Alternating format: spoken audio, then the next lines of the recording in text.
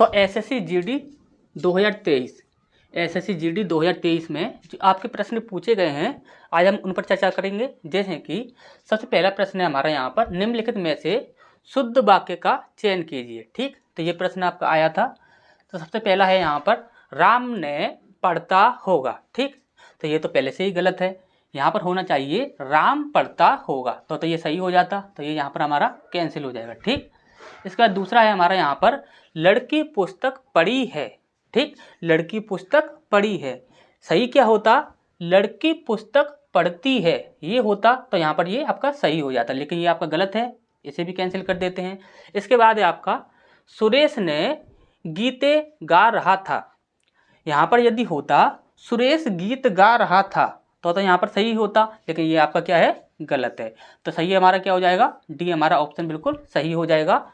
मेरे पिताजी से रोटी नहीं खाई जाती, ये क्या है आपका, एक भाववाचक वाक्य है। ठीक, इसका नेक्स्ट प्रश्न है हमारा यहाँ पर, निम्नलिखित वाक्य में रिक्त स्थान की पूर्ति उपयुक्त संज्ञा शब्द से करें। ठीक, यहाँ पर जो आपके संज्ञा शब्द दिए गए हैं इनके द्वारा इस वाक्य में रिक्त स्थान की हमें पूर्ति करनी है। ठीक, तो वाक्य क्या है, जीवन में होना अति आवश्यक है। तो क्या होना अति आवश्यक है, जीवन में आप होना अति आवश्यक है, या जीवन में मधुरता होना अति आवश्यक है, या फिर जीवन में अपना होना अति आवश्यक है, या जीवन में कोई होना अति आवश्यक है। तो इसका जो सही आंसर है वो है जीवन में मधुरता होना अति आवश्यक है। ठीक, तो नेक्स्ट क्वेश्चन की ओर बढ़ते हैं। इसके बाद नेक्स्ट प्रश्न है हमारा यहाँ पर बोला गया है, जल की अथाह राशि को कहते हैं, तो क्या कहते हैं, और यहाँ पर बोला गया है समुद्र के पर्याय से उपरोक्त वाक्य पूर्ण कीजिए।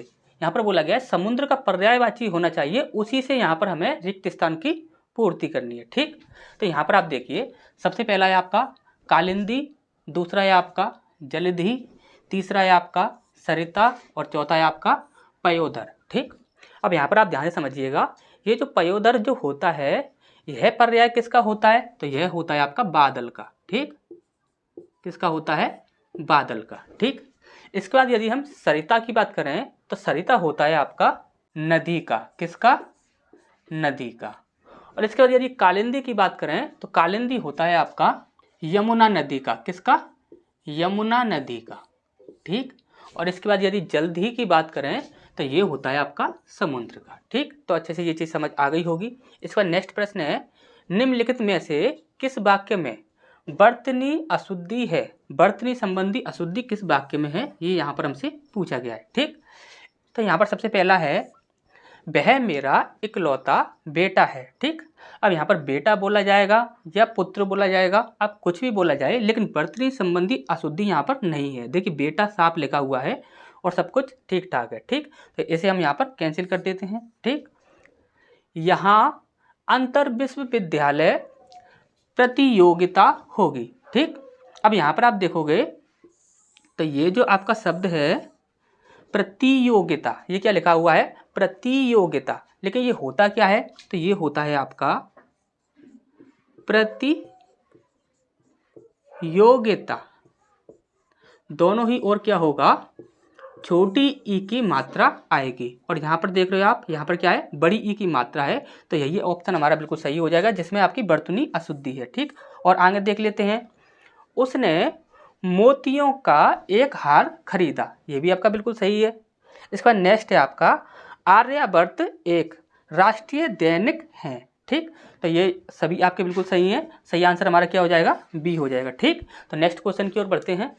तो इसके बाद नेक्स्ट प्रश्न है हमारा यहाँ पर बोला गया है, प्रतिभा शब्द के समानार्थी शब्द से निम्नलिखित वाक्य में रिक्त स्थान की पूर्ति कीजिए। ठीक, ये जो आपका प्रतिभा शब्द है इसका समानार्थी होना चाहिए, उसी से हमें वाक्य की पूर्ति करनी है। ठीक, यहाँ पर वाक्य दिया हुआ है, विजय में शक्ति प्रबल है।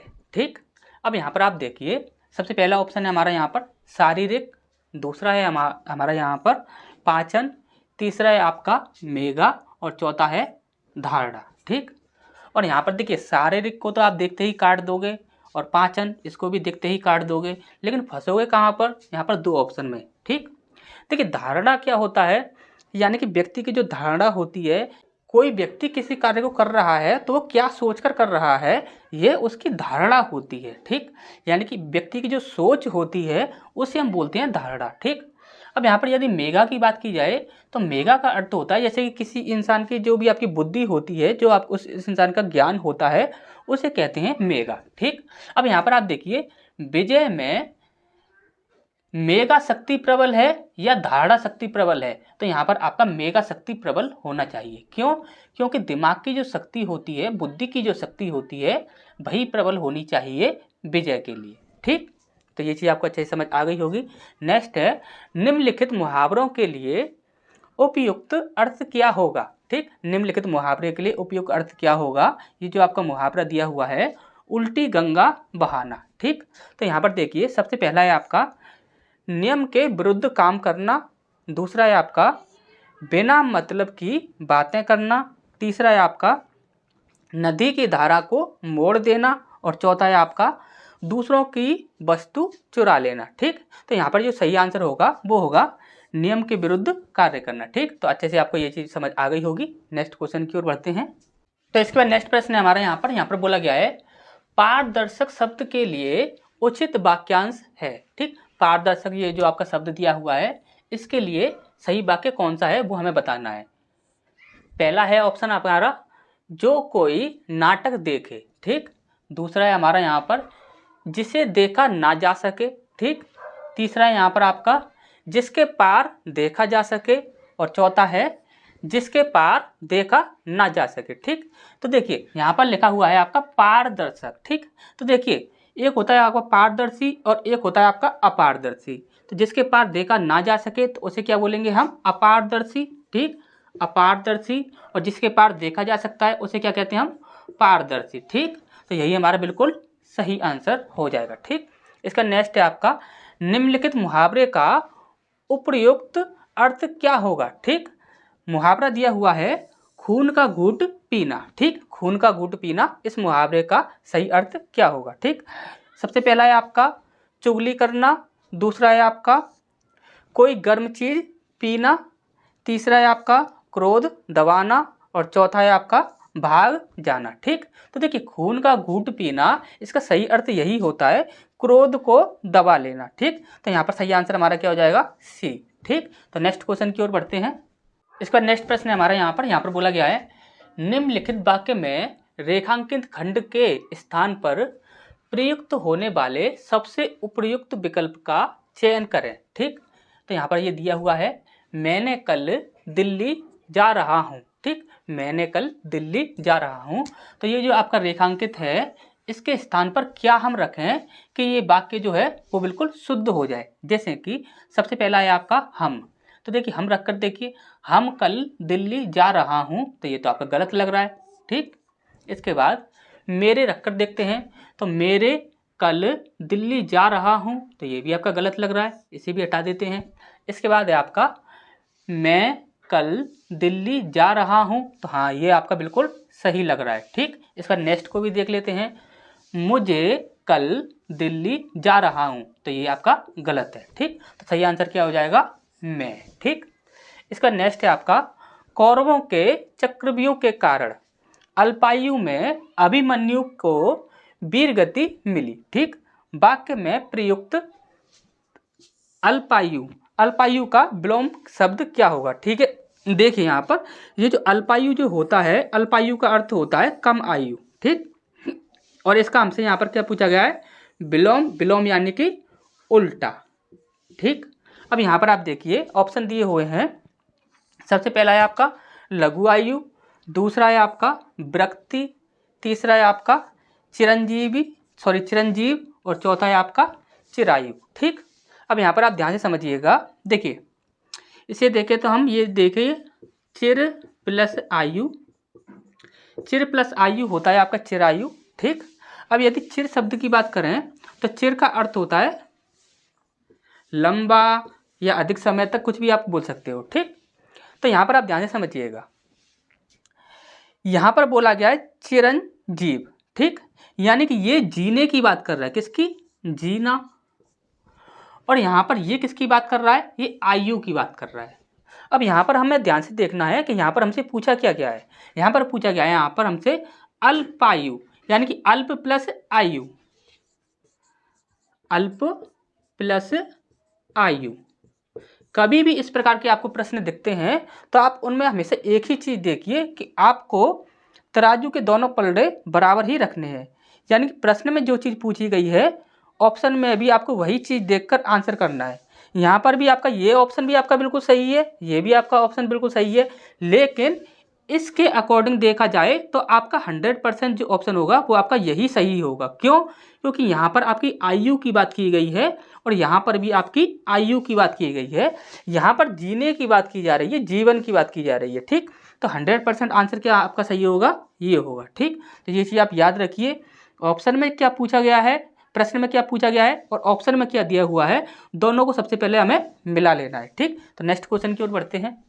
तो इसका नेक्स्ट प्रश्न है हमारा यहाँ पर बोला गया है, वाक्य में रेखांकित अंश के लिए उचित मुहावरा दिए गए विकल्प में से चुनिए। ठीक, उचित मुहावरा हमें चुनना है। किसके लिए? उसे कोई क्या समझाए वह तो महामूर्ख है। ठीक, तो ये जो आपका रेखांकित शब्द है महामूर्ख, इसके लिए हमें एक उचित मुहावरा ढूंढ रहा है। ठीक, तो सबसे पहला है आपका काला नाग, दूसरा है आपका काठ का उल्लू, तीसरा है आपका यहाँ पर काठ मार जाना। ठीक, काठ मार जाना, और चौथा है आपका काजल की कोठरी। ठीक, तो इसका जो सही आंसर होगा वो क्या होगा आपको अच्छे से पता है, काठ का उल्लू। ठीक, इसका नेक्स्ट प्रश्न है, 1 और 1 11 होते हैं। ठीक, इस मुहावरे का सही अर्थ क्या होगा? 1 और 1 11 होते हैं, इस मुहावरे का सही अर्थ क्या होगा?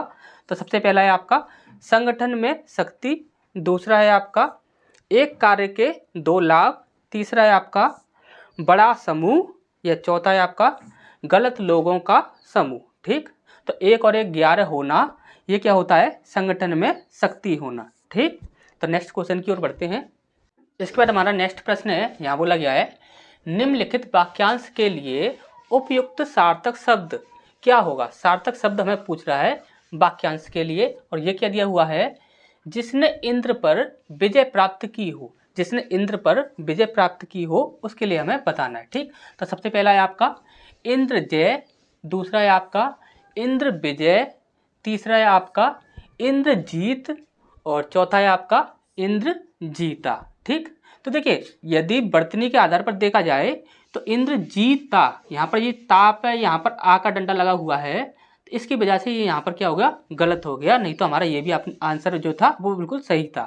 यहाँ पर क्या है, इंद्रजीत, तो यही हमारा बिल्कुल सही आंसर है। ठीक, इसका नेक्स्ट है आपका, नीचे दिए गए वाक्य में रेखांकित अंश के स्थान पर सबसे उपयुक्त विकल्प कौन सा होगा? ठीक, हमें अपने माता पिता की शुश्रूषा करनी चाहिए, तो ये जो आपका रेखांकित दिया हुआ है इसके स्थान पर हमें क्या रखना है, तो ये वाक्य सही हो जाए। ठीक, तो सबसे पहला है आपका भक्ति, दूसरा है आपका गुस्सा, तीसरा है आपका सेवा, और चौथा है आपका नौकरी। ठीक, तो देखिए भक्ति तो भगवान की जाती है, गुस्सा छोटे बहन भाई वगैरह पर किया जाता है। ठीक, नौकरी तो सभी करते हैं। ठीक, इसका सबसे माता पिता के लिए जो सही जो उचित शब्द जो होता है वो यही होता है, सेवा। ठीक, तो नेक्स्ट क्वेश्चन की ओर बढ़ते हैं।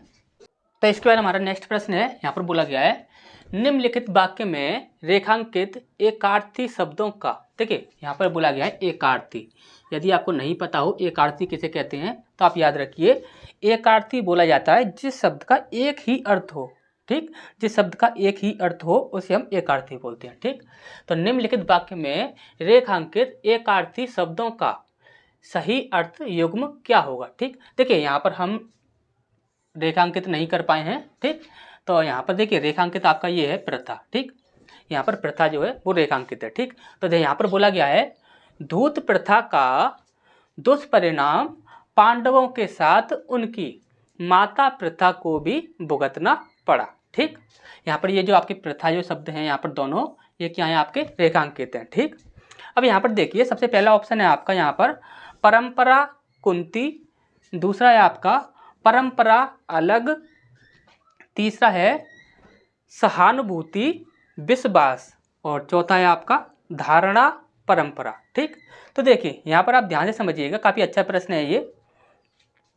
प्रथा जो होता है शब्द, प्रथा का अर्थ होता है परंपरा। ठीक, प्रथा का अर्थ क्या होता है? परंपरा। तो यहाँ पर आप देखिए, सबसे पहले देखिए यहाँ पर प्रथा लिखा हुआ है, तो प्रथा वाले तो आपके सभी सही होंगे, तो ये तो आपका गलत हो ही जाएगा। ठीक, अब यहाँ पर आप ध्यान से एक चीज देखिएगा, यहाँ इस वाक्य में पांडवों के साथ उनकी माता, जो पांडवों की जो माता है उसे यहाँ पर प्रथा बोला गया है। ध्यान से समझ लीजिए, प्रथा का अर्थ होता है परंपरा, इतना तक तो सही है, लेकिन यहाँ पर पांडवों की जो माता है उसको भी यहाँ पर क्या बोला गया है? प्रथा बोला गया है।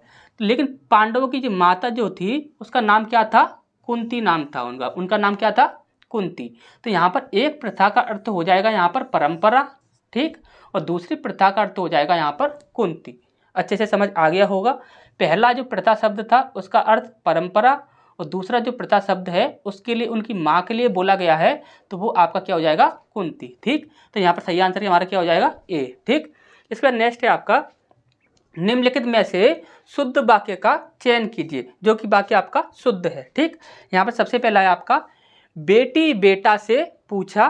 ठीक, दूसरा है आपका बेटे ने बेटी से पूछा, तीसरा है आपका बेटा ने बेटी से पूछा, और चौथा है आपका बेटों बेटियों से पूछा। ठीक, यहाँ पर आप देखिए बेटी बेटा से पूछा, बेटी बेटा से पूछा, ये आपका यहाँ पर गलत हो जाएगा। ठीक, इसका नेक्स्ट ये लास्ट वालों को देखेंगे तो यहाँ पर देखिए बेटों बेटियों से पूछा, तो ऐसा भी यहाँ पर बिल्कुल भी नहीं होगा। ठीक, अब यहाँ पर ये दो ऑप्शन है, बेटे ने बेटी से पूछा और बेटा ने बेटी से पूछा। ठीक, तो बेटा ने बेटी से पूछा या बेटे ने बेटी से पूछा, जो आपकी अच्छी लैंग्वेज में बोला जाएगा तो वो यही बोला जाएगा बेटे ने बेटी से पूछा। इस प्रकार से नहीं बोला जाएगा कि बेटा ने बेटी से पूछा। ठीक, तो यहाँ पर ये आपका गलत हो जाएगा, सही आंसर हो जाएगा हमारा बी।